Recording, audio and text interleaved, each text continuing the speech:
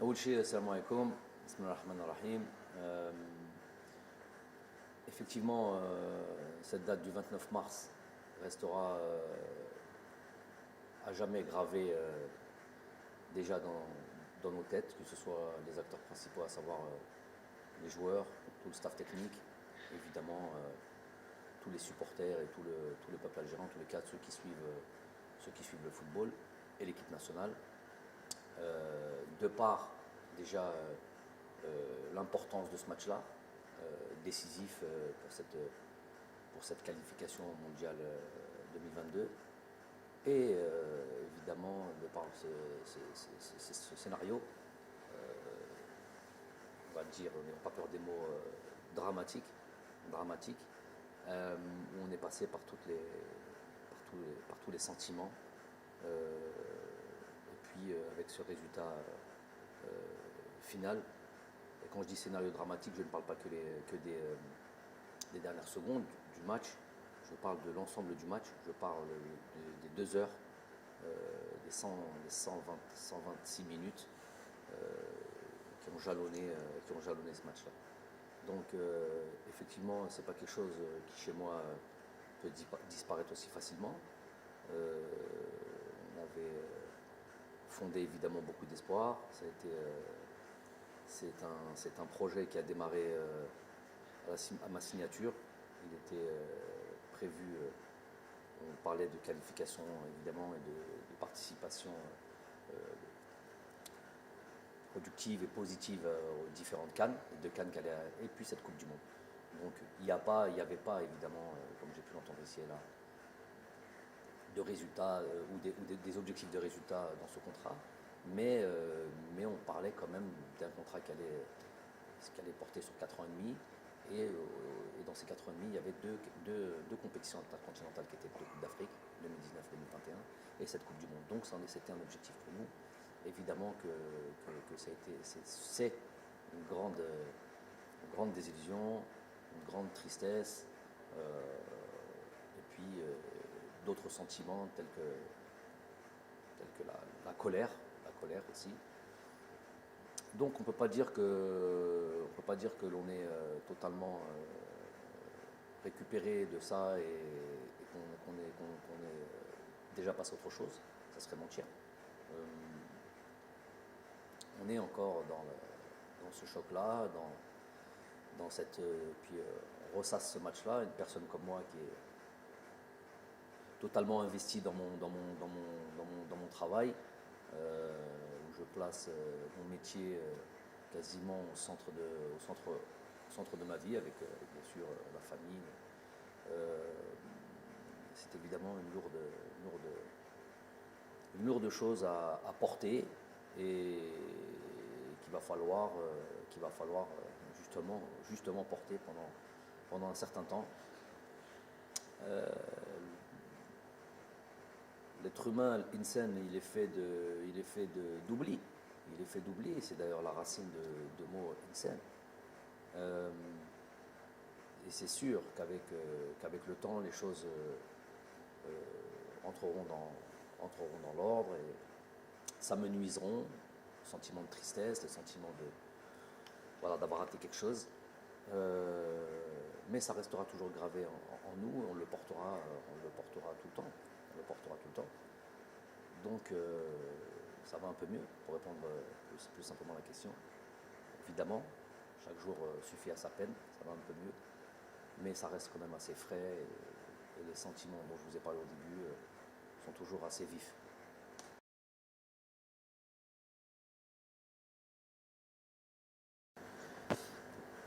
Donc effectivement, sans créer de suspense ou essayer de gagner du temps, pourquoi, pour qui, je ne sais pas, parce que j'ai entendu ici et là, il se doit de répondre. Un investissement avec l'équipe nationale d'Algérie, je suis obligé de répondre un peu plus largement à cette question. J'avais déjà été approché en équipe nationale d'Algérie avant même que je prenne mes fonctions en 2018. Et j'ai à chaque fois tempéré et je l'avais expliqué ça aussi, parce que مسؤولية كبيرة et on ne peut pas, si on ne se sent pas prêt, لما تحس بلي راك جاهز على هذيك المسؤولية وتقدرها, s'aventurer sur ça. Je ne suis pas un entraîneur اللي كان يحوس خدمة, parler simplement, pas un entraîneur sans emploi ou à la recherche d'un emploi, mais il fallait y aller avec des certitudes, une forme de certitude, même si on n'en a pas tout le temps dans le football. Donc j'ai pris le temps, et le jour où j'estimais que j'étais prêt à mon humble avis, et que l'on a fait appel à moi, j'ai répondu présent. Avec ce qui s'est passé, le minimum de respect que j'ai pour mon équipe nationale, pour mon pays, après un échec avec lequel je viens d'expliquer, ça reste un échec, les conditions sont des conditions, pas de problème là-dessus, mais ça reste un échec. Avec cet échec-là, le minimum que l'on se devait à ce pays, c'est être sûr de savoir, par rapport à la responsabilité qui est la mienne, si on est capable de redémarrer, malgré cet échec,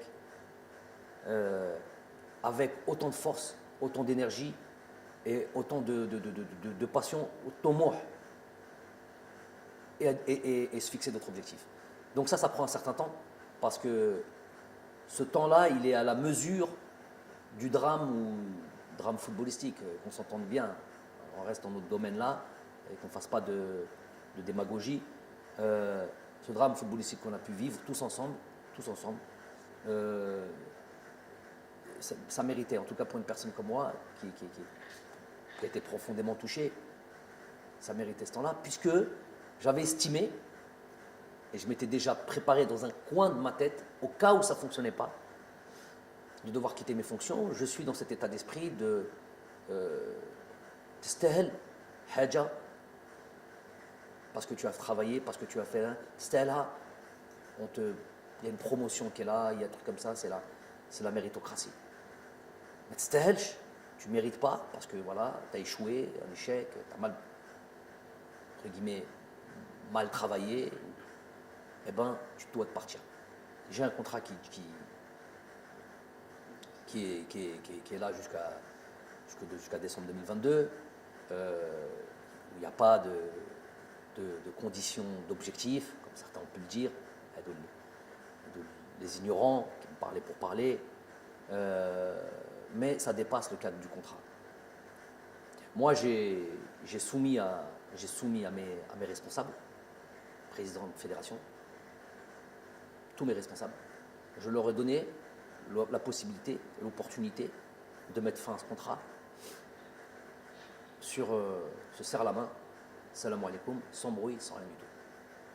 Et je prends la responsabilité aussi en disant que s'ils avaient pensé ça, s'ils avaient pensé que j'étais plus l'homme de la situation, ou qui voyaient l'arrivée d'un autre sélectionneur d'un bon œil, je ne sais pas de problème. On part en silence, sans bruit, sans rien du tout, on se serre la main et on met fin à ce contrat-là. Ça, c'est une première des choses. Ça n'a pas été accepté. Je n'ai pas envie de dire que c'est une démission. Ce n'est pas une démission. Si c'est une démission, j'y suis plus. Une proposition. Et voir si cette fédération, si les responsables du sport, du football en Algérie, quelle vision et quelle position ils ont par rapport à moi. Donc, ils avaient le souhait que je puisse continuer cette fonction et continuer à être à la direction de cette équipe nationale. Ça, c'est un des éléments et une des instances, on va dire, qui était fondamentale pour moi, indispensable pour moi. مالكش باغي تخدم معايا بدون الحس, serre la main, salam alaikum, salam alaikum. Il ne s'agit pas d'un contrat, il ne s'agit pas d'un truc comme ça. Je laisse ça à d'autres entraîneurs, l'envie de faire ce qu'ils veulent quand ils doivent se séparer. Il y a le deuxième élément, ô combien important, c'est le Jumhur ou Sha'bna, dans son ensemble, qui a apporté encore une voix ou avec l'envie de croire en nous, de mon staff et moi-même, ces joueurs, de nous voir encore à la tête de cette équipe nationale, malgré هذيك الهزيمة. Donc c'est quelque chose, puisque je suis venu pour ça, je ne suis pas venu pour autre chose que ça. Je suis obligé de le redire, si j'avais choisi la facilité, au sens large du terme, facilité dans tout, facilité dans la vie, la vie de famille, la vie, tout ce qu'on veut, la vie professionnelle. Si j'avais choisi la facilité, je ne serais pas à la tête de l'équipe nationale.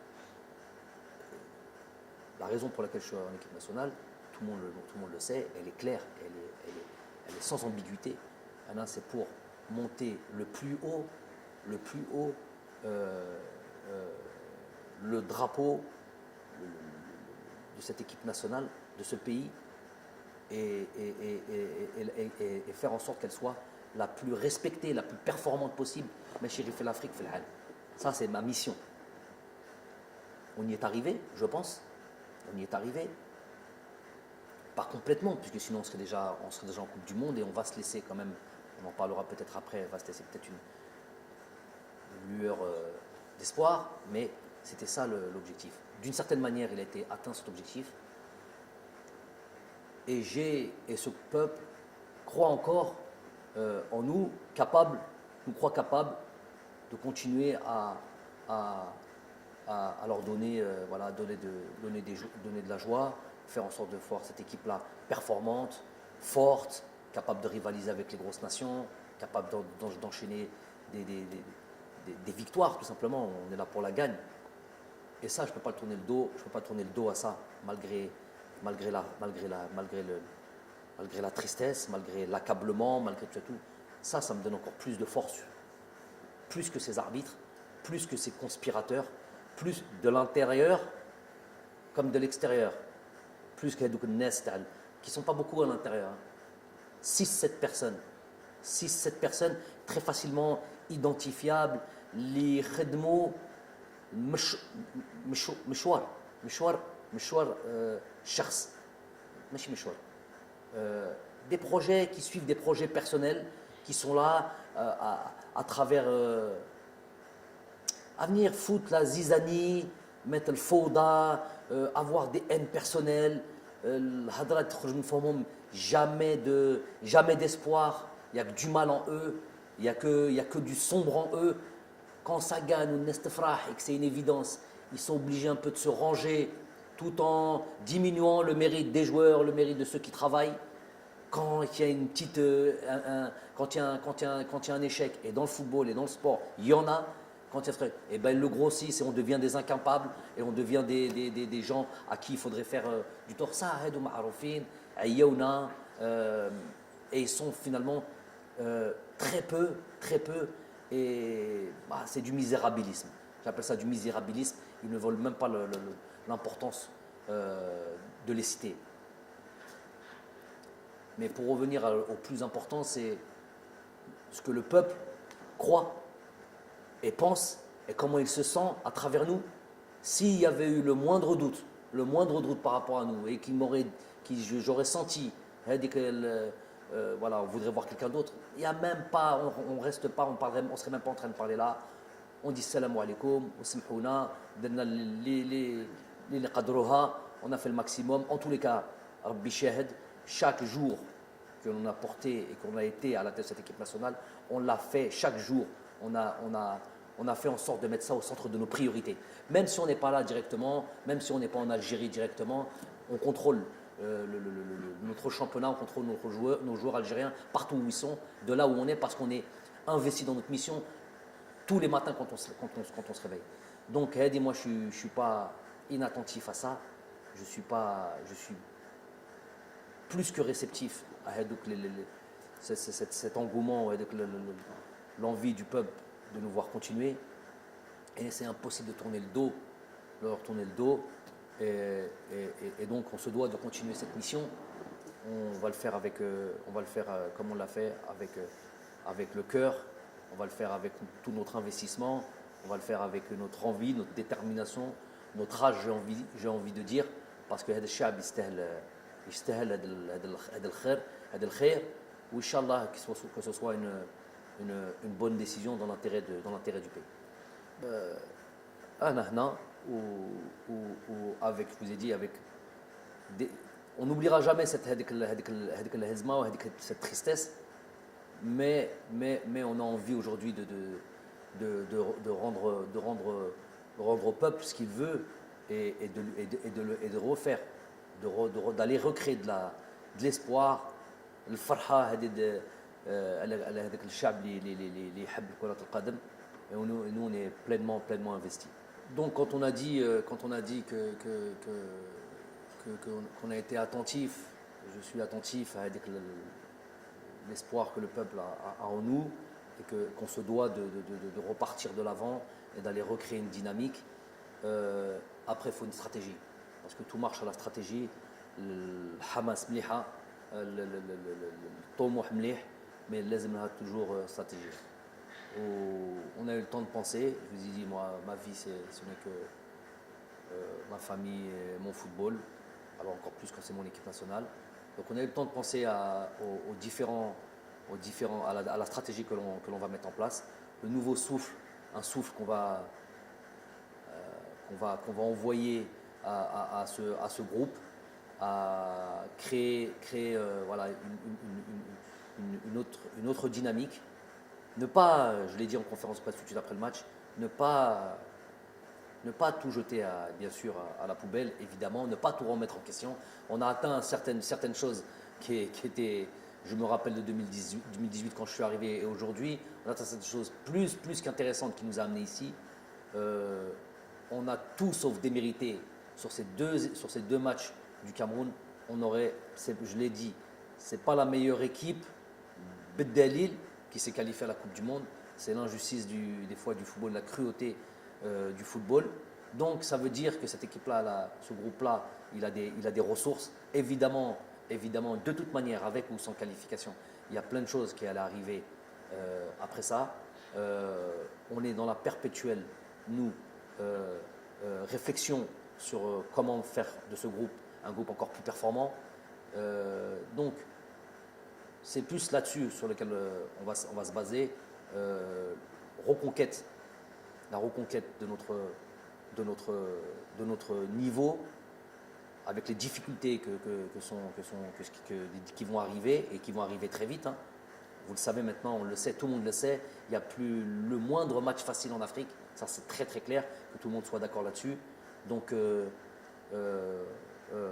recréer une dynamique, renvoyer, voilà, et que tout le monde, qu'il y ait une synergie. Et ça par contre, dans cette stratégie, il est inclus aussi via la communication, via l'échange avec nos dirigeants. Il est inclus aussi que tout le monde prenne ses responsabilités aussi. Quand je vous ai dit que j'ai crié au loup et au danger de l'arbitrage depuis 3 ans par des faits réels, ce qui n'est pas dans mes habitudes à la base, ni en tant que joueur, ni en tant qu'entraîneur, mais c'était tellement kéritha en Afrique que c'est un élément essentiel. Il y a 2 éléments essentiels, excusez-moi de dévier un peu, 2 éléments essentiels, je l'ai dit à tout le monde, à tous ceux qui veulent l'entendre, à régler impérativement, et ça devrait être les 2 projets les plus importants en Afrique, c'était l'arbitrage et les infrastructures. Donc c'est là où tous les dirigeants auraient dû mettre se concentrer là-dessus. Quand on voit le niveau de l'arbitrage, les terrains ça va un petit peu mieux, il y a des stades ici et là qui se construisent, mais quand on voit le niveau de l'arbitrage, on est encore très loin du haut niveau. On est encore, pour moi, à l'âge, j'ai pas peur des mots, hein, à l'âge, c'est notre continent, tout notre continent inclus. On est à l'âge préhistorique au niveau arbitrage, au niveau conditions de jeu, même ça s'améliore, conditions d'infrastructure, mais sur l'arbitrage, on a l'âge préhistorique. Voulu, pas voulu, est-ce que certains y trouvent leur intérêt dans cette CAF, dans cette peut-être FIFA, je ne sais pas qui, pour que l'arbitrage n'évolue pas? J'en sais rien. En tout cas, c'est un constat, c'est un fait. Celui qui veut venir en parler avec moi, il vient. Celui qui a fait le Meiden, il dit fait le Meiden Mahia, on a Hadro et on parle concrètement de ce qui se passe. On analyse concrètement ce qui se passe, plutôt que de venir parler, sortir des belles phrases. Sur le terrain, gros souci au niveau de l'arbitrage. Je vais prendre le temps de dire une chose. J'ai travaillé dans le continent asiatique. J'ai travaillé dans le continent européen, évidemment, en tant que joueur. Et j'ai vu comment on a basculé au niveau de l'arbitrage en Europe, comme on est quasiment au niveau zéro, quasiment au niveau zéro erreur, en plus avec la VAR. Donc là, il n'y a quasiment plus aucune possibilité d'erreur. C'est une vraie assistance. C'est une vraie assistance aux arbitres. Il n'y a plus de possibilité d'erreur. En Asie, donc il n'y a même plus la possibilité qu'un arbitre fasse quoi que ce soit. En Asie, j'ai été à la tête j'ai fait les Champions League asiatiques avec mon club. J'ai fait les équipes nationales avec l'équipe nationale du Qatar. Donc j'ai fait les compétitions internationales asiatiques. J'ai fait des colloques, pas des colloques, des réunions préliminaires aux compétitions que l'on a pu jouer, que ce soit des coupes du Golfe, que ce soit des coupes des championnats d'Asie, des Champions League asiatiques. J'ai fait ces réunions préliminaires. J'en ai fait notamment une avant un championnat d'Asie, je crois, où je le répète et je répète souvent, on sort de la réunion, elle dure 1 heure, 1 heure et demie. On sort de la réunion, tu as l'impression, toi qui est complètement intègre, qu'il va t'arriver quelque chose, tellement ils sont pointus, assidus et exigeants et impardonnables. C'est tolérance zéro en termes d'arbitrage. Faut savoir qu'en Asie, si tu entends, vois, c'est les mots qui avaient été utilisés par les dirigeants de l'AFC, la Confédération asiatique. Tu entends, tu vois, n'en parle pas de si tu es mêlé, c'est la prison. La prison, ça c'est sûr, des peines de prison, des peines pénales, prison et radis à vie du football. Imaginez-vous à quel point on est loin en Afrique quand ça, nous sommes l'arbitrage en Afrique, quand on arrive dans ces compétitions-là ou dans des matchs aussi importants, c'est un marché, tout simplement un marché.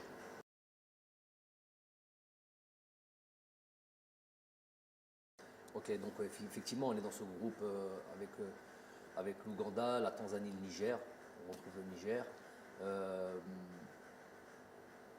Comme je l'ai dit, que tout le monde le sait maintenant, il y a plus de petites équipes en Afrique. On a pu le voir durant cette CAN, par exemple, qui a regroupé. On a vu toutes les phases la phase de groupe, toutes les équipes, les grosses équipes.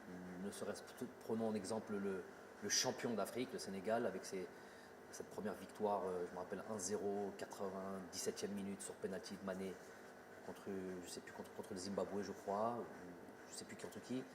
Ce 0-0 contre la Guinée, bon, la Guinée est quand même une très bonne équipe d'Afrique. Ce 0-0, je crois, contre le Malawi ou comme au troisième match. Bref, tout le monde sait la difficulté des matchs africains, le niveau des joueurs africains, pour le coup, ça c'est quelque chose de positif qui est là.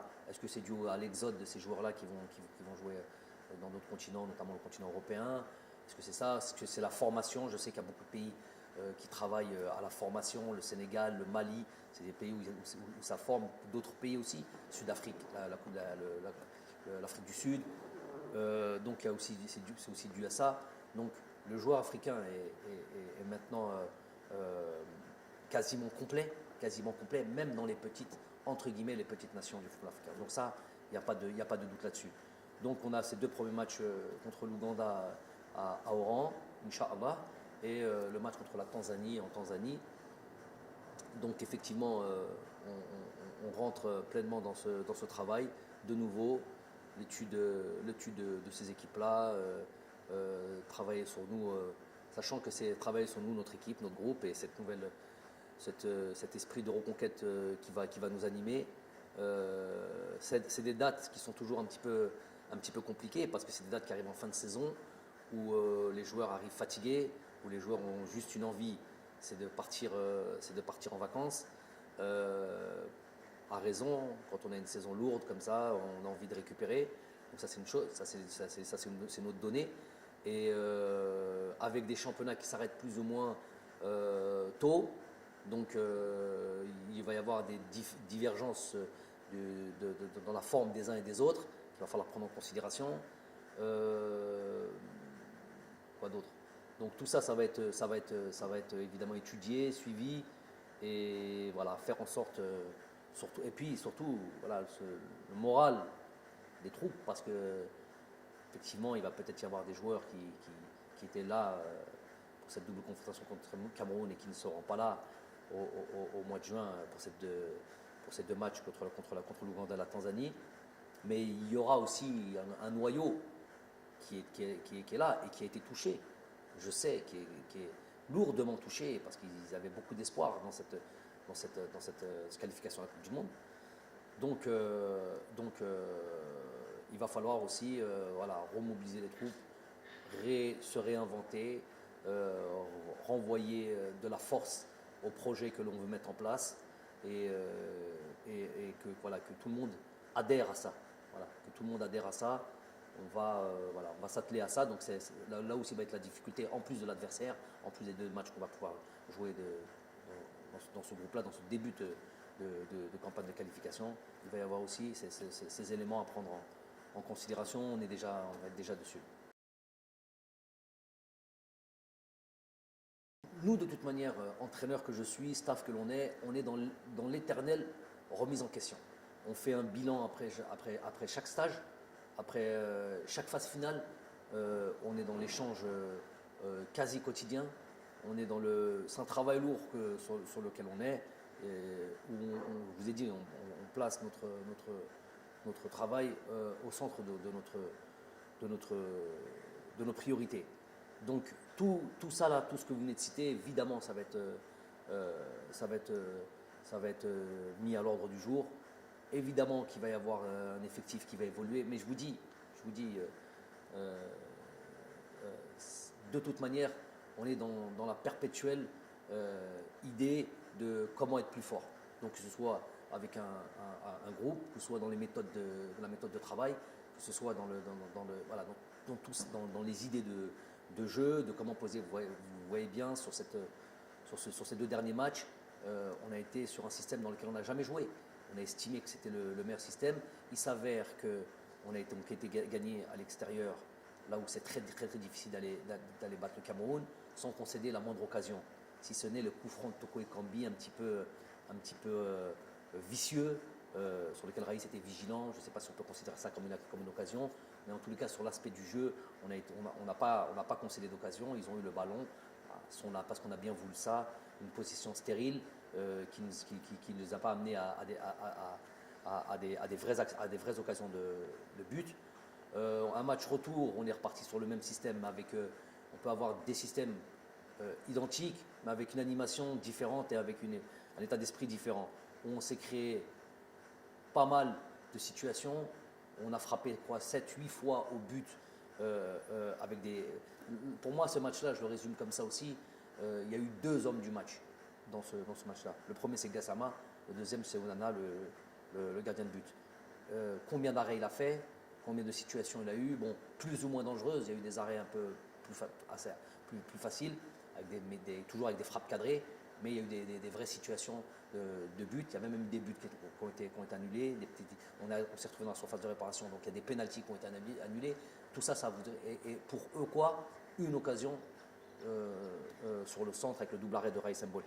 Donc on s'est remis, pour vous dire qu'on se remet en question, même sur des matchs clés, alors qu'on a un système dans lequel on joue plus ou moins deux systèmes sur lesquels on alterne depuis à peu près quasiment 4 ans.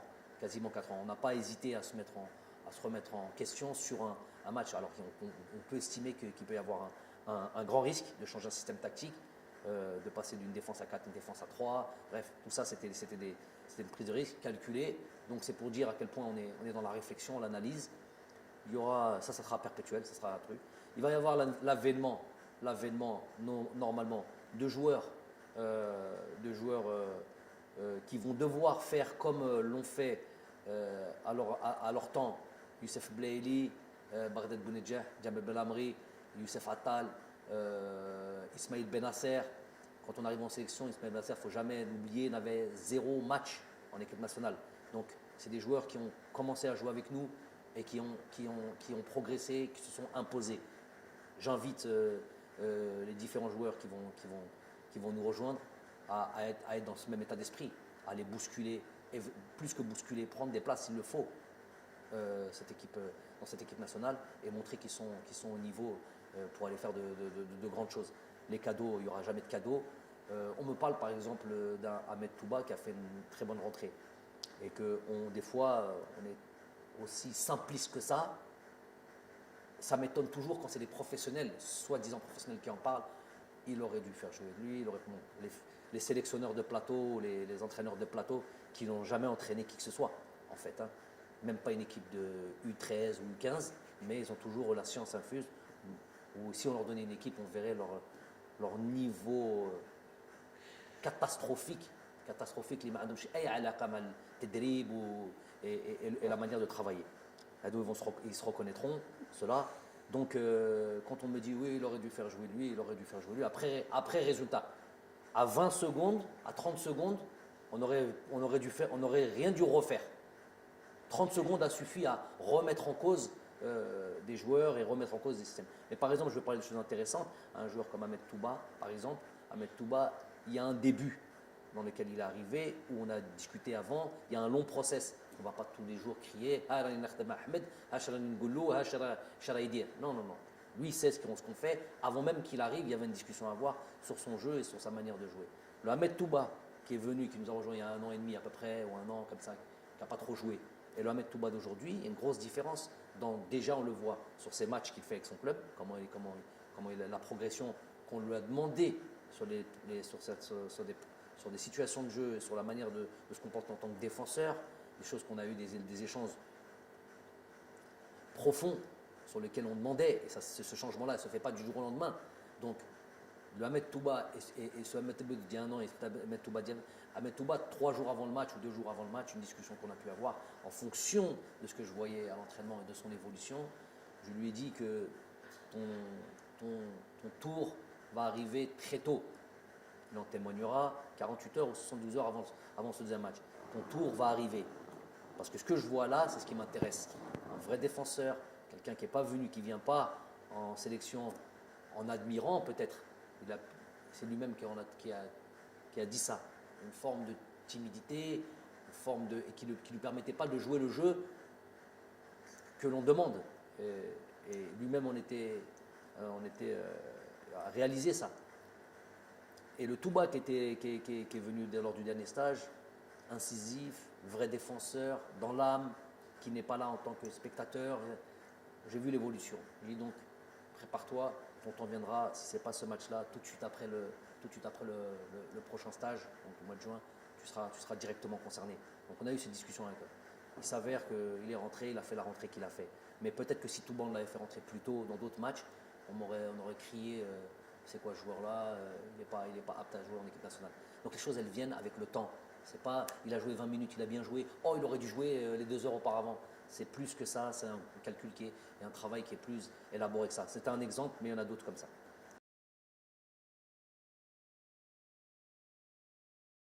Bon, أول شيء Tchaker ما ننساوش parce que Tchaker nous a donné tellement de joie dans ce match, dans ce stade-là. Il y a eu plusieurs qualifications Coupe du Monde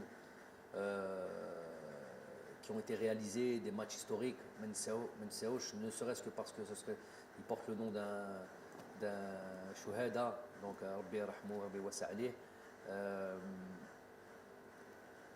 Mais c'était prévu avec ou malgré les efforts réalisés, les trucs et tout, ne serait-ce que le fait de devoir jouer ailleurs qu'en Algérie. Moi, mon souhait, ça a toujours été d'aller se produire. Cette équipe nationale, c'est l'équipe nationale de tous les Algériens, de se produire partout, que ce soit à l'ouest, à l'est, dans le sud, si on avait l'infrastructure dans le sud pour aller voir nos frères là-bas dans le sud algérien, Béchar, je ne sais pas.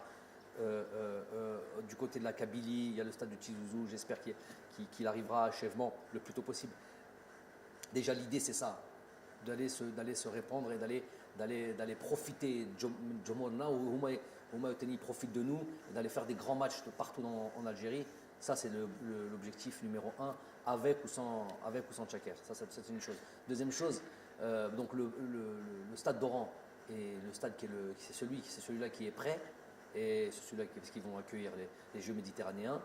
Et évidemment, donc c'est un début. C'était prévu bien avant ce match-là. C'était prévu qu'on aille à Oran parce qu'on savait que c'était le stade qui allait être prêt. Donc on va aller jouer à Oran. On va aller jouer un match, 2 matchs, 3 matchs régulièrement. Le temps que les autres stades soient prêts. J'exclus pas de revenir moi jouer au 5 juillet, d'aller jouer. On m'a dit que Barraki c'est en très bonne avancée on risque de récupérer ce stade bientôt. Donc Barraki, j'espère que les autres stades, voilà, là où on peut se produire, l'Algérie Kbira, Masha'Allah, et nous, notre objectif, c'est d'aller jouer partout en Algérie.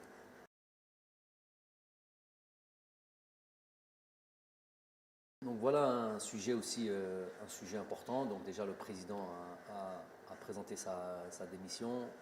Je n'ai pas suivi avec assiduité tout ça au départ parce que j'avais besoin de recul, mais j'ai quand même été mis au courant, ne serait-ce que par lui, ne serait-ce que par le président de fédération. Donc à la Koléhal, déjà c'est un président de fédération, malgré les dires et malgré le Hadrat al-Nes, toujours, hein, les rumeurs, nous avons toujours été en relation. Je lui ai toujours montré, évidemment, de par mon éducation et de par mon éthique professionnelle, je lui ai toujours montré le respect d'un entraîneur à un président, d'une personne dans une entreprise, la fédération, admettons que c'est une entreprise, à son supérieur hiérarchique. J'ai toujours eu ce respect-là, c'est mon éducation et c'est mon éthique professionnelle. Le contact et les discussions n'ont jamais cessé entre moi et le président de fédération sortant, jamais. À partir du moment où il a pris ses responsabilités ou qu'il a pris sa fonction de président, on a toujours travaillé ensemble. Malgré, on va être très clair et très sincère là-dessus, malgré le fait, et il l'admettra lui-même, que d'un point de vue footballistique, et c'est peut-être pas ce qu'on demande en priorité à un président, malgré sur l'aspect footballistique, il y avait évidemment pas une divergence, non, il n'y a pas une divergence, mais un écart de connaissances, peut-être de compétences sur l'aspect footballistique pur. Et donc peut-être un peu moins d'échanges sur l'aspect footballistique, malgré que j'aime en parler, j'aime m'expliquer ce que je fais, et il a eu le droit à toutes ces discussions, où j'expliquais toujours ce que l'on faisait. Mais voilà, en retour, évidemment, si on veut créer, si on veut comparer par exemple au président que j'avais avant, qui était M. Khaled Zetchi, qui est issu du football, avec tout le monde, on n'a pas besoin de réexpliquer son itinéraire et où on pouvait plus rentrer sur l'aspect football, mais à la limite, c'est pas le problème. Il y a un président qui est démissionnaire. Ce que je lui ai dit quand il m'a annoncé sa démission, c'est qu'il est quelque part, il porte la responsabilité d'un échec collectif dont nous faisons partie, dont moi, coach, je fais partie, et il faut peut-être qu'il y en a un qui paye pour ça, ou peut-être que lui-même, s'il est démissionnaire, c'est que lui-même peut-être estime qu'il ne peut pas mener sa fonction au bout. Je ne sais pas, les raisons lui appartiennent. En tout cas, toujours on respecte les gens, on remercie les gens. C'est une personne sur l'échange humain et très appréciable, vraiment très appréciable. J'ai jamais eu le moindre souci, malgré que sur l'aspect humain, sur l'aspect du travail, évidemment, ça c'est partout, ça existe partout. Il peut y avoir des divergences, on donne chacun son point de vue, mais après, ça ne dépasse pas un certain niveau au niveau du respect. Le respect a toujours été là. J'apprécie l'homme. Il n'y a pas eu l'ombre de souci. J'ai fait ce que j'avais à faire en tant que sélectionneur par rapport à un truc. Tout ce qui a été dit concernant nos relations, comme quoi il n'y avait pas de relation, c'est du mensonge. Ça, lui, il le sait, lui peut en témoigner, les gens qui travaillent avec lui peuvent en témoigner, du gros mensonge, comme il est répandu beaucoup chez nous, chez les 6-7 dont on parle là, les 6-7, ils se reconnaîtront, ils passent leur temps à créer cette nuisance qui fait rien de bien à l'Algérie. Ils n'apportent absolument rien de bien à l'Algérie. Anti-progression, anti-amélioration, anti-espoir, je les appelle. Donc il y a toujours eu la relation avec le président. Il est sortant. Je n'ai, et ça c'est bien que vous me posez la question, très important qu'on mette les choses au clair, devant vous et devant Shab Kamel et devant tous ceux qui vont décider et devant tous les pouvoirs publics et devant tous ceux qui ont un rapport avec l'élection d'un nouveau président de fédération. J'ai parlé tout à l'heure de Khaled Zetchi.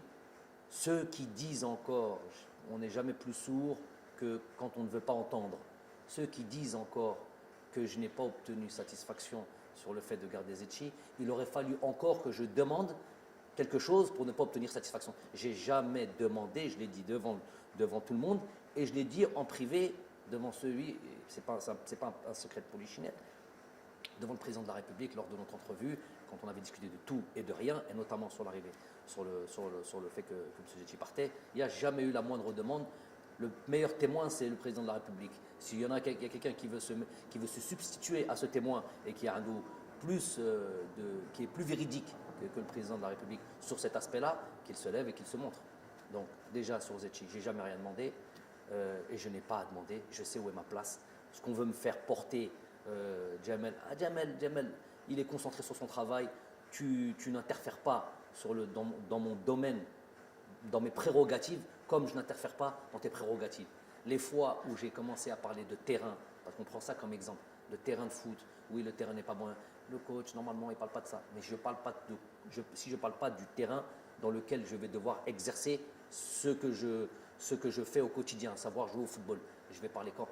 Je vais parler où? Si le terrain est mauvais, j'ai dit le terrain est mauvais, mais ce que je mets en place, moi, à l'entraînement, je ne peux pas le mettre en place le jour du terrain.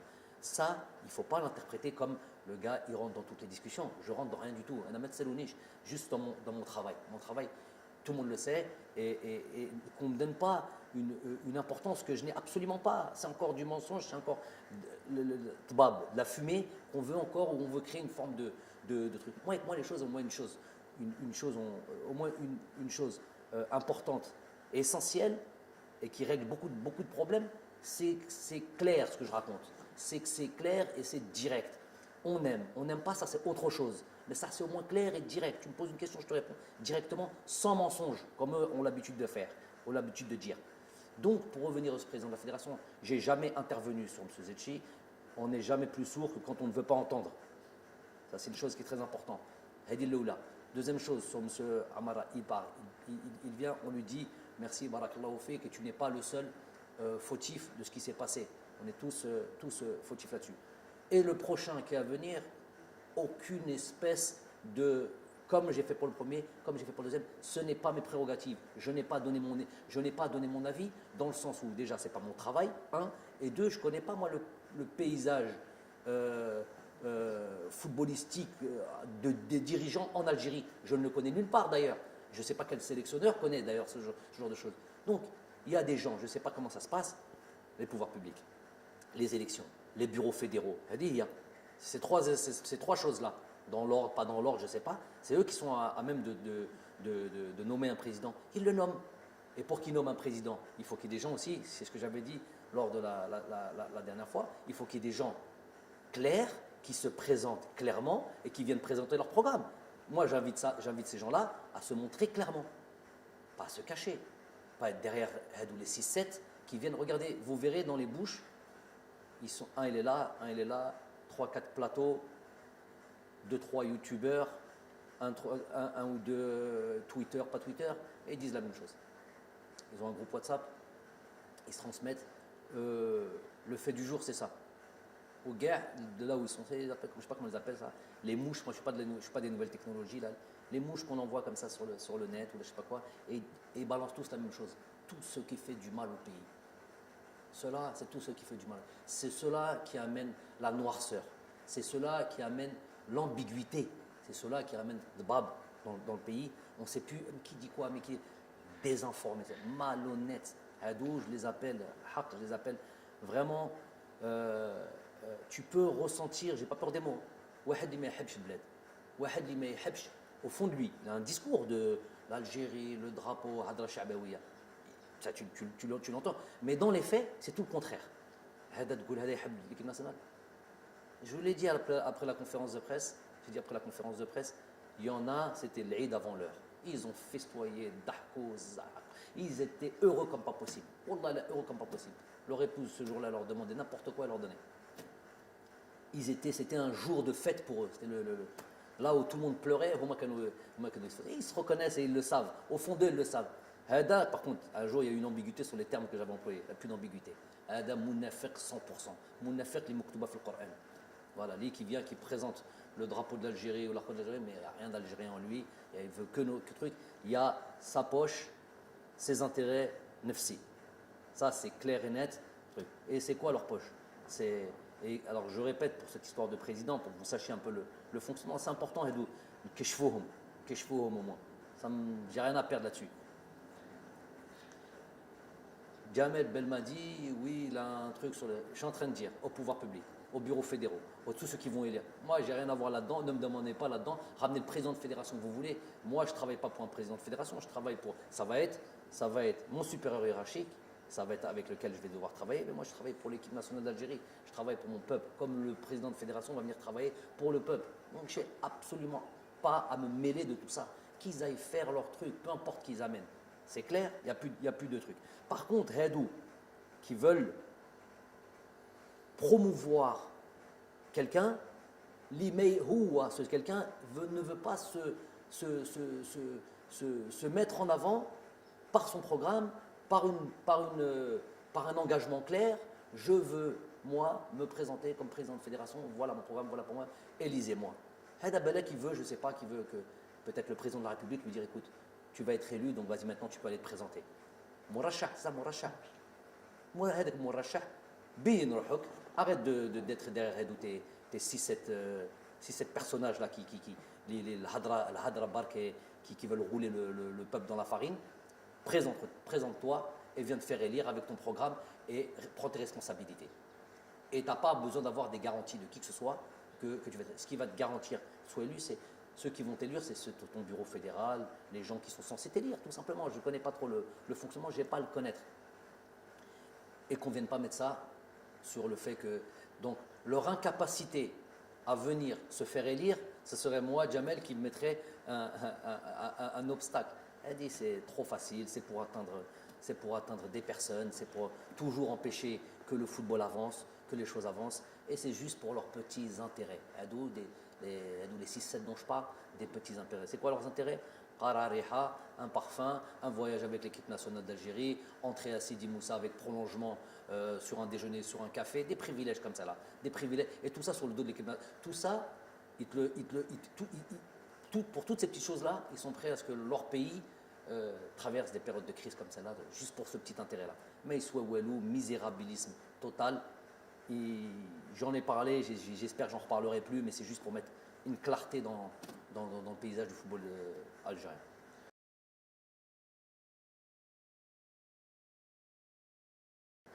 Ben Kemlo, moi ce que je veux dire c'est que on est certes enragé, on est certes déçu, on est certes, n'ayons pas pour des mots, traumatisé. Ben ça, voilà. Demain matin, le jour se lèvera et la force des hommes et d'un peuple, c'est aussi de se relever. Donc nous, on va se relever.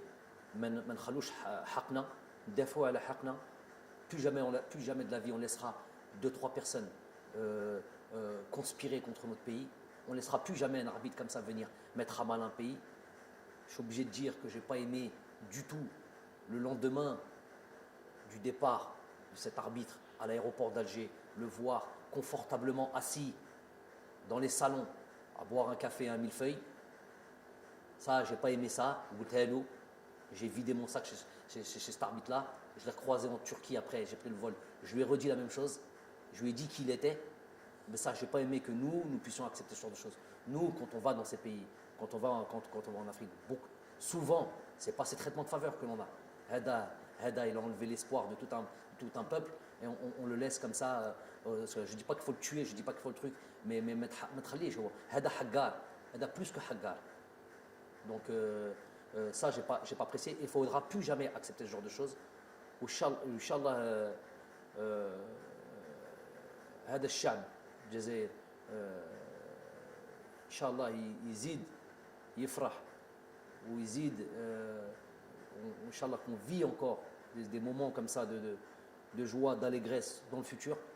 En tous les cas, nous, on va faire le maximum, on va s'atteler à ça, staff technique, joueurs. De toute manière, il va y avoir des joueurs. Bien sûr, il y a des erreurs ici, là, bien sûr, il y a des choses qu'on peut leur reprocher, mais dans l'ensemble, je les félicite, mais on va devoir encore faire plus et ils vont devoir encore démontrer encore plus d'envie pour leur pays dans un esprit de reconquête. Donc voilà ce qui va être dans notre avenir. Et on a fait Laylat al-Qadr sur les derniers jours.